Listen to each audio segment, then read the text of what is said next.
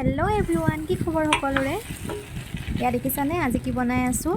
চয়াবিনৰ লগত কেপচিকাম।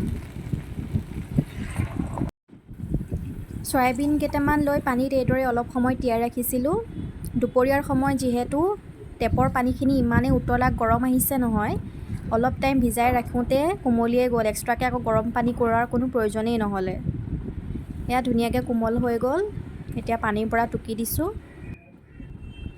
এতিয়া নিমখ, হালধি আৰু অকণমান বেচন পাউডাৰ লৈ পিনি এইদৰে সানি লৈছোঁ চয়াবিনখিনি। এতিয়া তেলত এইদৰে চয়াবিনখিনি প্ৰথমতে ফ্ৰাই কৰি ল'ম। ফ্ৰাই কৰা হৈ গ'ল। এতিয়া একেটা পাত্ৰতে ৰখি যোৱা তেলখিনিতে মই বনাই দিম। এতিয়া অকণমান নহৰু এইদৰে সৰু সৰু টুকুৰাকৈ কাটি লৈ দি দিছোঁ তেলত। এতিয়া পিঁয়াজ দি দিছোঁ। লগতে বিলাহী আৰু কেপচিকামো দি দিছোঁ।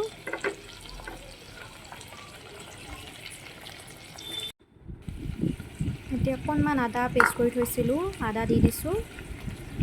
তাৰপিছত অলপ টাইম এইদৰে লৰাই থাকিম।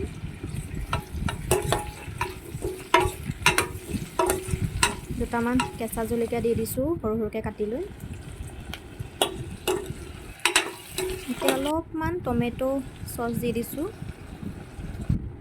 নিমখ সোৱাদ অনুসৰি এড কৰিছোঁ।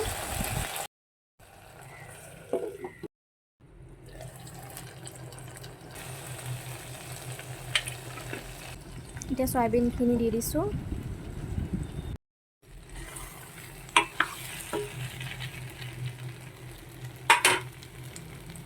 এতিয়া অলপমান পানী দি পিনি আকৌ এবাৰ সিজিবৰ কাৰণে ঢাকি দিম। এয়া গৰমত মই ষ্টিং খাই খাই বনাই আছোঁ। একদম ঘামি জামি অৱস্থা নাইকিয়া হৈ গৈছোঁ মই গৰমত। যোৱাকালি স্মাৰ্ট বজাৰত গৈছিলোঁ, তাতে দেখা পাইছোঁ মানে ষ্টিংবিলাক পাৰ পিচ 5 টকাকৈ দি আছে। এক্সপায়াৰ হ'ব হৈছে নেকি, সেইটো কাৰণে 5 টকাতে দি দিছে আৰু চব।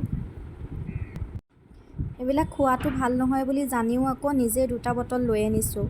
বাকী ওচৰৰে চিনাকি দোকান কেইখনমানক কৈছিলোঁ, খুব ভাল পাইছে আৰু তেওঁলোকে অফাৰতে পাই পিনি পূৰা 50 পিচ 100 পিচ উঠাই আনিছেগৈ গৈ।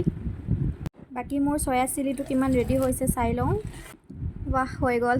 ইমান ধুনীয়া স্মেল আহিছে নহয়, বাহিৰলৈকে একদম মলমলাই গৈছে। হৈ গ'ল এয়া ৰেডি। এতিয়া আৰু খাব লাগে গৰমে গৰমে।